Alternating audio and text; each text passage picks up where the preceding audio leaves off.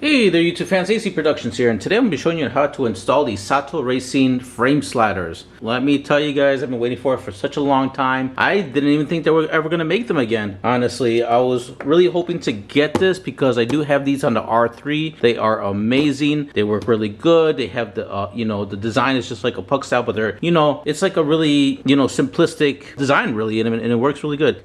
They came from California. They're made in Japan. So let's go ahead and unbox these real quick, even though you hate unboxing, guys. I know that. So the sliders are here. These how the sliders look like. Very simple. I opened it because I need to know what size the bolt was. But here they are. That's that. Here's the bolts. And then here is the brackets. And then you get some stickers on here and attention that this is, these sliders are made for racing or whatever. Kind of blurry there. But who cares? They're meant to protect the bike anyway. Racing or not racing, but it's good to know that in case you are racing and you happen to go down, that these will be really helpful in protecting the bike. And then you got a couple of stickers here that say Sato Racing. I'll just put these off to the side. And then also you're going to get your instructions that are inside as well. But since I'm showing you this video, you don't have to worry about the instructions.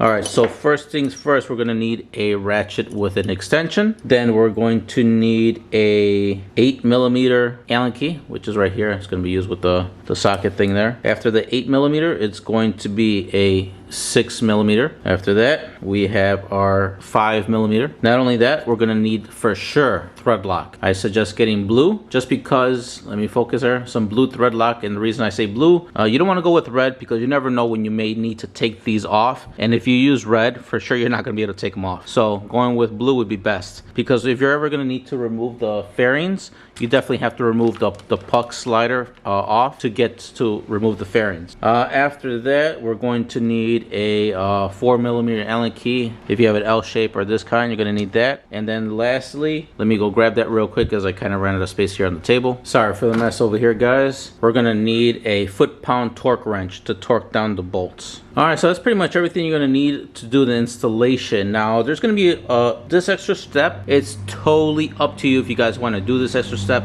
I'm going to do it just because I kind of want things black out on the bike. And since it's going to be in the background, I'm going to probably black it out. So what I'm going to be doing is, this is again up to you. You don't have to do this. You could leave them silver because honestly, this silver look really good. It's so light. I'm going to use some isopropyl alcohol, clean the metal. I'm going to clean paper towel. And then after it's dried, I'm going to go ahead and use this Rust-Oleum high heat paint. It's going to be a flat black. Now the reason I'm using high heat paint is because obviously it's going to be connected to the engine block, and the engine block's going to get hot. I definitely don't want the paint to start chipping if I use regular paint. So that's why I'm using the high heat, so that way I know that the paint's not going to chip over time. Alright guys, so let's go ahead and get started. So I'm going to start on undoing all these and take everything out of the package. Then we're going to head over to the bike and I'll show you what screws you need to remove to get the fairings off. You should definitely need to remove the fairings to install these sliders. Now again, these sliders are a no-cut design. Now what that means is that you don't have to cut your fairings in order to install these sliders. And I always prefer those because I don't really honestly want to cut up my brand new fairings, and I'm sure you guys wouldn't want to either. Alrighty guys, so I'm going to show you the parts that I'll be blacking out. So I'm going to be blacking out the brackets. I'm going to be blacking out these small, the screws, pretty much just the head of the screws on this ones. I'll be blacking out the head of these screws, these big bolts. And then I'm going to go ahead and remove the bolts on the side here. And I'm going to black out all of that, the spacer and the head of the bolts on these. So everything can be kind of just blacked out. It's again up to you if you want to do that, or you could just leave them all silver. Now another thing, I don't want to get too off subject here, but when I got the package in the mail, it came with a bunch of like newspaper stuff in there. I never really paid attention to that stuff. I just threw it away, but I looked in there because I saw some like weird markings. And check it out guys, it looks like the racing, obviously they're made from Japan. Yeah, I think they were actually imported all the way from Japan, and I'm really surprised on how quick I got them. You can see all this computer tech stuff over here. I have no idea what it's saying over here. That on that side, and then some more electronic stuff over here, bathroom things. Pretty interesting, guys. All right, let's get back to this. All right, so I'm gonna go ahead and do that, and then I will show you how to install it on the bike. I also wanted to mention to you guys on these puck sliders, gonna notice it's like this little rubber piece over here, vinyl rubber piece. That's actually just to hold the nut in place during shipment, I would say. So you're not gonna install with that piece on her. So you just go ahead and just either cut this thing off or just slide it off. Should come off easy. There you go. So there it is. So make sure you guys remove that before installing it. Alrighty guys, well the paint, I just did a couple of coats already just to make sure that everything is even. I may have to do a few more because I do see a little bit of silver showing. But while that's drying, let's go over to the bike and let's start removing the body panel so we could actually get these installed. Alright, we're going to start off with the right side. So we're going to have to remove some screws. So the screws that we have to remove is going to be this screw right here, one over here, one down there I believe, and that one as well. So once you go ahead and remove all those screws, you should probably be able to remove the panel somewhat easy. And if anything, you may need a pry tool. Let me show you the pry tool you're going to be needing. Alright, so here's the pry tool that I'll be using to kind of separate the body over here at this edge. So it's a plastic pry tool. So you may need to wedge it in and kind of just pry it to separate it. Almost forgot to mention 4mm Allen key to remove those screws. Okay, now that I got the fairing pretty loose, it's not completely off the bike, but that's okay as long as I'm able to kind of move it to get to the bolts. So next we're going to do is going to remove one of the engine bolts. It's going to be with an 8mm Allen key, and then after that we're going to remove this bolt, which is going to be with a 10mm socket. So go ahead and remove these two bolts. Okay, right now we're going to go ahead and we're going to grab this particular bracket, and then we're going to grab the bolt with this style of spacer, because the other one has this style of spacer, which is kind of curved here in the middle. You can see the curvature right there. We're not going to, that's for the other side, so you don't want to grab that one. Grab the one that looks just like a flat surface. And then we're also going to grab one of our little small screws with the small spacer. You want to remove that because we have to install the bolt in through here and then the spacer on the other side. Same thing with this one. We're going to install the screw in and then the spacer on the other side. Also, right now would be a good time to put a little bit of thread lock on both bolts. So put some thread lock on the threads of this one and some thread lock on the end at the threads of this one as well. Alright, so this is how it should look like. The bolt, the spacer, thread lock, bolt, that little tiny spacer, and some thread lock. Now we're going to go ahead and take this like this and go over to the bike and install it. So here it is. Now it's going to be, might get a little tricky on doing so, and make sure that I'm actually seeing what I'm doing through the camera here. Alright, so we're going to go with the bottom bolt in first, kind of hold it, and then we'll hold this top part, hold that little spacer, and then bring it up to the top. Alright, so let's go ahead and get that bottom bolt kind of started with hand tightening. This little top one might be a little tricky, so I might go get the tool for that. Alright, it's kind of holding it in place for now, so I'm going to go get the tool and then tighten it. And then once you get it snug, don't tighten it all the way. I'm going to show you, we're going to have to get the torque wrench and torque everything down to spec. Here is a picture of the foot-pound specs that we need to tighten each bolt. So let me go ahead and get the tools now. Alright, so I got them both snug. Now this small one up here is going to be tightened to between 7 and 8 foot-pounds with a torque wrench. And then the bottom one is going to be tightened at, that one's going to be the M8 bolt. And that's going to be, which is going to be that one down here. And the one down, I'm going to get the camera down. And then the bolt that's going to be down here will be tightened down between 16 to 17 foot-pounds. So I already got my foot-pound torque wrench right over here. So I'm going to go ahead and tighten those things down to spec. I already have this one set for around 7 pounds. I don't want to go too crazy. I'm surprised it's still going. Oh, there we go. It's about getting tight right there. There we go.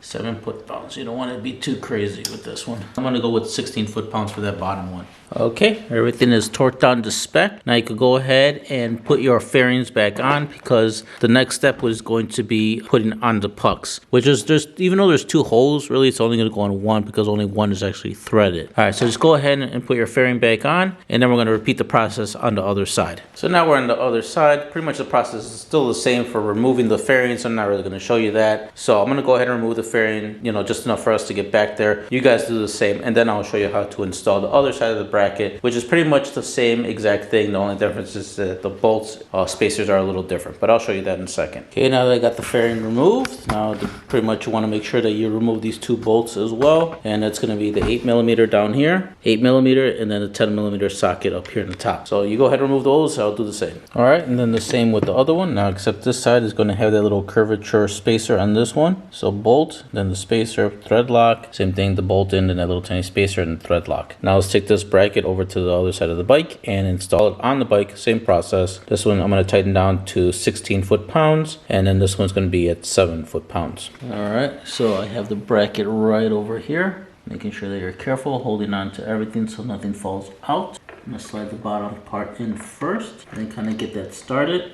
And then I'm going to slide the top part. All right, I already got the 2 bolts already torqued down to specs. Now, pretty much it's time to go ahead and put the fairings back on. So go ahead and put your fairings back on this side. Obviously, hopefully you put the fairings back on the other side. Then after that, the only thing that's left to do is just install the sliders. So let me go ahead and tighten up everything up. You don't have to worry what goes what because they're both actually the same size. So we're going to go ahead and put some thread lock on both of the bolts, and then we're going to go ahead to the bike and install them. And then for the foot-pounds, we're going to be tightening these down to 7 foot-pounds each. All right, so as you can see, I already have it on my socket there. So now let's take it over to the bike. We'll go to this side first. And then when you look inside that hole, this part of the fairing right over there, you can see the hole right there of the bracket. Now, obviously, I blacked mine out, so it's kind of dark in there. But yours is going to be silver, and you'll be able to see it right away. But you could pretty much see it anyway. It's right there. All right, so now I'm going to go ahead and install this there. And I'm just going to go ahead and hand tighten it for now. And then the same thing with the other side. And then I'll get the torque wrench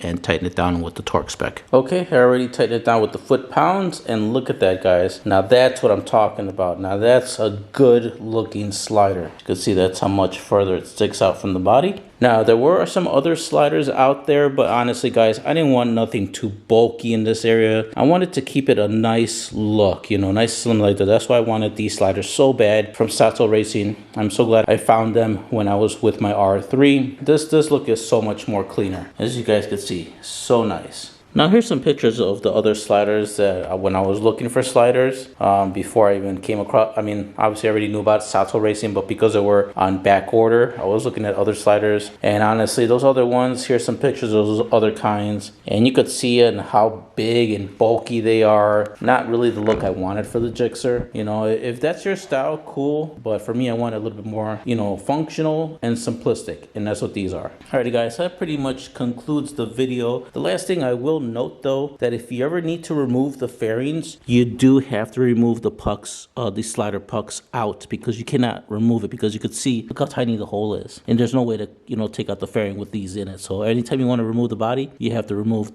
these sliders first and then go ahead and remove the body. So that's going to be the only negative, but honestly, I'm not really going to be removing the body all that often. There's going to be some installs that I'll be doing soon, and that will require me to remove it. But other than that, removing the body is not going to be really an issue. So let's see how it looks like with both, if we could see that. And as you can see, even in the front and how slim it looks, you can't even tell. You know, there's one right there, and then there's another one right there. But other again, looking so good. I love it. Alrighty guys, so like I said, this is pretty much the end of the video. Hopefully you enjoyed the installation. If you're looking to get these racing sliders, there'll be a link down in the description below of how to purchase these. If you haven't yet subscribed, don't forget to subscribe, hit that notification bell. That way you guys are up to date with my latest installations or videos. If you have any questions, leave them in the comments below. If you know anyone else that's looking for sliders, please share my video. This will help me, you know that you guys are sharing my videos out there, and to get the information out there to other riders that may not know about these type of sliders. You know, they may be stuck with, you know, sliders that when they get them, they're like so big and bulky. They're like, man, that's not the look I want, but you know, they need to have something, so they'll purchase them. Sometimes those sliders could even get up to the high 300s. This one was under 200 bucks, and it looks great. So please share my video, guys. Other than that, you're gonna notice on the bottom of this video, underneath this video, there's going to be a heart with a $sign in it. If you guys click on that, you'll be able to help support the channel, and any contributions you guys send my way would be greatly appreciated. If you guys dislike the video, hit the thumbs down. Let me know in the comments below of what you disliked about this video to help me improve our future videos. Again, I try to keep it, you know, short and sweet with these type of installations, but when it comes down to other installations that may take a little bit more time, I'll let you know at the beginning of the video that it's going to be a long installation. But